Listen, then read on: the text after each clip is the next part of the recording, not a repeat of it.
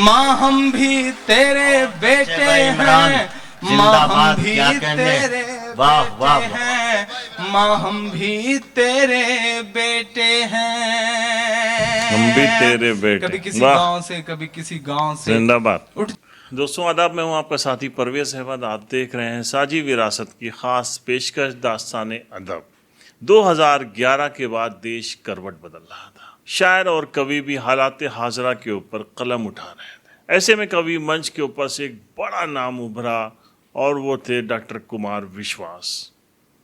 वही मुशायरों में एक नाम चल पड़ा जिसका नाम था इमरान प्रतापगढ़ी। इमरान प्रतापगढ़ी धीरे धीरे अपनी पहचान बना रहे थे। वो एक शायर के तौर पे आए, उन्होंने हालात हाजरा की नब्ज पकड़ी और उसके बाद वो एक बड़े सियासतदां बन बैठे।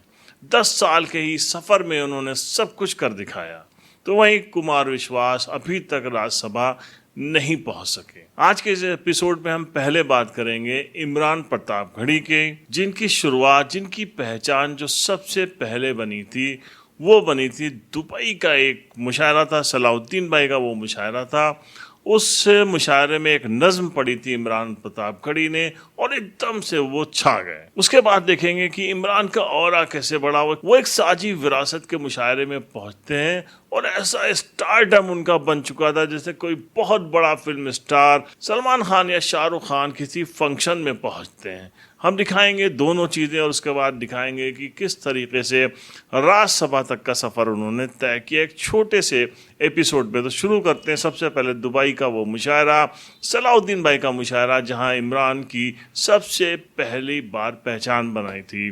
पेश है इमरान प्रतापगढ़ी साहब। सदियों से यहीं पर रहता है, जाने कितने दुख सहता है। भीगी पलकों से एक बेटा भारत माँ से ये कहता है। सदियों से यहीं पर रहता है, जाने कितने दुख सहता है।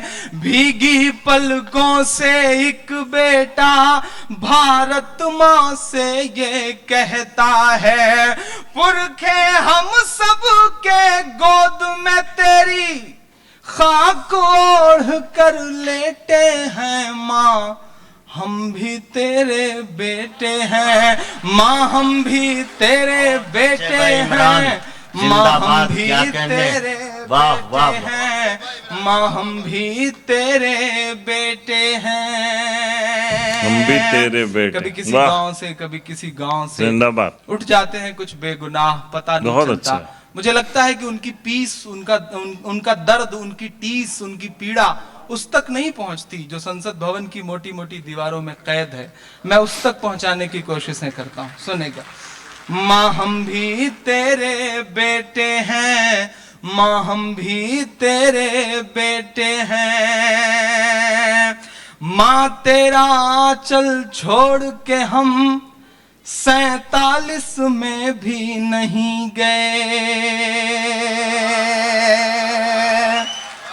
वाह। हिंदुस्तान भी मौजूद है, पाकिस्तान भी मौजूद है। मैं पढ़ता हूँ, सुनेगा। माँ तेरा आंचल छोड़ के हम 47 में भी नहीं गए। जिन्ना की और सावरकर वाली साजिश में भी नहीं गए। जिन्ना की और सावरकर वाली साजिश में भी नहीं गए। लेकिन तुझको सहमे सहमे हालात नहीं दिखते हैं माँ। लेकिन तुझको सहमे सहमे हालात नहीं दिखते हैं माँ। जलते कश्मीर, बंबई और गुजरात नहीं दिखते हैं माँ। जलते कश्मीर, बंबई और गुजरात नहीं दिखते हैं माँ। माँ जब जुबान खोले तो हम गद्दार लिख दिए जाते हैं। माँ जब जुबान खोले तो हम गद्दार लिख दिए जाते हैं। हर एक हादसे के हम जिम्मेदार लिख दिए जाते हैं। जब पड़ी जरूरत तब तब हमने, जब पड़ी जरूरत तब तब हमने सर पर कफन लपेटे हैं। माँ हम भी तेरे बेटे हैं, माँ हम भी तेरे बेटे हैं, माँ हम भी तेरे बेटे हैं, माँ हम भी तेरे बेटे हैं। मैं पढ़ता हूँ। ये मेरी नज्म कोई बगावत नहीं है, ये मेरी नज्म एक छोटे बेटे की अपने माँ से बहुत विनम्रता, बड़ी मार्मिकता और बड़ी उदारता के साथ कही गई एक पीर है, एक दर्द है, एक टीस है। हमसे पता नहीं क्या उम्मीद करता है ये सिस्टम। हमारे हाथ में शहनाई थमाई जाती है तो हम उस्ताद बिस्मिल्लाह खान बन जाते हैं, हमारे हाथ में सरोद थमाया जाता है तो हम उस्ताद अमजद अली खान बन जाते हैं, हमारे हाथ में तबला थमाया जाता है तो हम उस्ताद जाकिर हुसैन बन जाते हैं, हमारे हाथ में साइंस थमाया जाता है तो हम देश को परमाणु संपन्न बनाने वाले कलाम बन जाते हैं, हमारे हाथ में टेनिस का रैकेट पकड़ाया जाता है तो हमारी बेटियां सानिया बन जाती हैं, हमारे हाथ में गेंद और बल्ला पकड़ाया जाता है तो चाहे पहले बल्लेबाज मिसबाहुल हक हो या आखिरी बल्लेबाज कामरान अकबल, उनको आउट करने वाले जहीर खान बन जाते हैं। हमारे हाथ में म्यूजिक पकड़ाया जाता है तो हम देश को ऑस्कर देने वाले रहमान बन जाते हैं। तो आपने देखा ये वो नज्म थी जिसने बहुत मकबूल कर दिया इमरान प्रतापगढ़ी, क्योंकि उस वक्त दुबई के मुशायरों का बहुत ज़्यादा क्रेज़ हुआ करता था कि एक ही दो मुशायरे तब हुआ करते थे। अब तो दुबई में बहुत मुशायरे हो रहे हैं।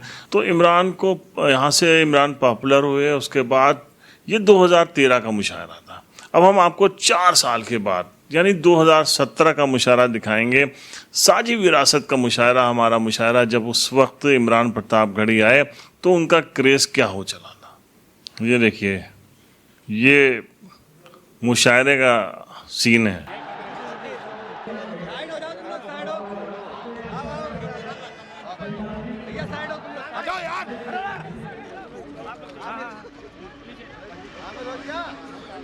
किस तरीके से हमारे जो साथी थे वो लोग इमरान साहब को लेके स्टेज तक आए थे।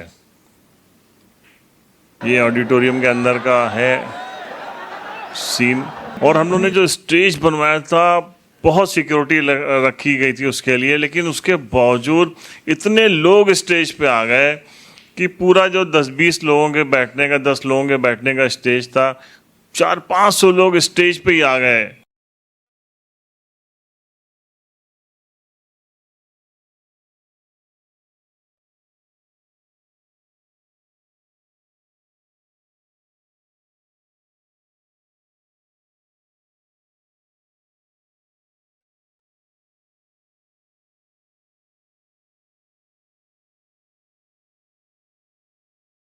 ये शॉट्स आप देखिए खाली, ये इमरान जब वहाँ से पॉपुलर होता, फिर जब जेएनयू कांड के बाद तो इमरान बहुत ज़्यादा मकबूल हुआ। तो ये देख लिए, ये पूरा साउंड सिस्टम, इतने लोग चढ़ गए कि हमारा साउंड सिस्टम ख़राब हो गया, तार टूट गए, एक ही साउंड बज रहा था।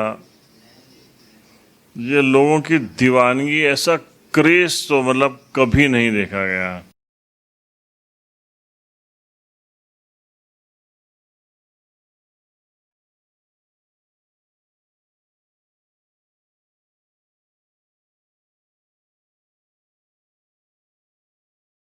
अरविंद सिंह गोप साहब चीफ गेस्ट इस मुशायरे के तशरीफ़ फरमाए हैं, और उनके सारे वीआईपी जो आए थे सबके पीछे आप भीड़ का आलम देख लीजिए। अनकंट्रोल्ड भीड़ आ गई थी, लेकिन अब किसी को कोई रोक नहीं सकता है। सामने का पूरा मैदान 10,000 लोगों का मैदान है, ऑडिटोरियम के बाहर का वो पूरा मैदान भरा हुआ था।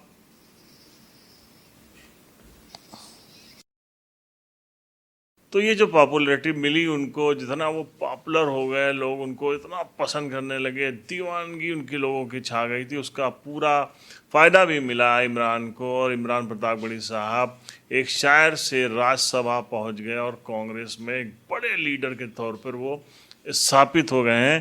तो ये आपने जर्नी देखी, 10 साल की जर्नी थी। बहुत सारे शायर हिंदुस्तान में रहे, उससे पहले भी रहे, लेकिन वो वहाँ तक नहीं पहुँच पाए जहाँ हालात हाजरा पे शायरी करते करते इमरान प्रतापगढ़ी साहब पहुँच गए। वहीं कविता के दूसरे मंच पे बहुत बड़ा नाम कमाया, पूरे हिंदुस्तान में बहुत बड़ी इज्जत कमाई है कुमार विश्वास साहब ने, लेकिन एक टीस उनके भी मन में रह गई है कि वो राज्यसभा नहीं पहुंच पाए। हालांकि जो सरकार आम आदमी पार्टी की सरकार बनी थी उसमें उन्होंने, उनके गीतों ने एक बहुत बड़ा अहम रोल अदा किया था। कुमार विश्वास साहब जब बोलते हैं तो आप सभी जानते हैं, तो उनके बोल जो है उनको वहाँ तक लेके पहुँचे, उस ऊंचाई तक लेके पहुँचे। लेकिन कुछ ऐसा कारण रहा जिसकी वजह से आम आदमी पार्टी सरकार में इतने करीब रहते हुए भी वो राज्यसभा नहीं गए। फिर उनको आम आदमी पार्टी छोड़नी पड़ी, तो उनके ऊपर अलग अलग बातें रहती हैं, कभी वो बीजेपी में जा रहे हैं, कभी कांग्रेस में, लेकिन सब अभी तक अफवाहें साबित हुई। हम फिर अगले किसी एपिसोड में बताएंगे कि कुमार विश्वास साहब की पूरी जर्नी किस तरीके से वो आए, किस तरीके से धीरे धीरे वो पॉपुलर हुए, किस तरीके से दुबई के मुशायरों से निज़ामत शुरू की और फिर उस मकाम तक पहुंच गए जहां तक किसी का पहुंचना असंभव नज़र आता है। तो मिलते हैं नेक्स्ट एपिसोड में एक नई शख्सियत के साथ, तब तक के लिए जय हिंद।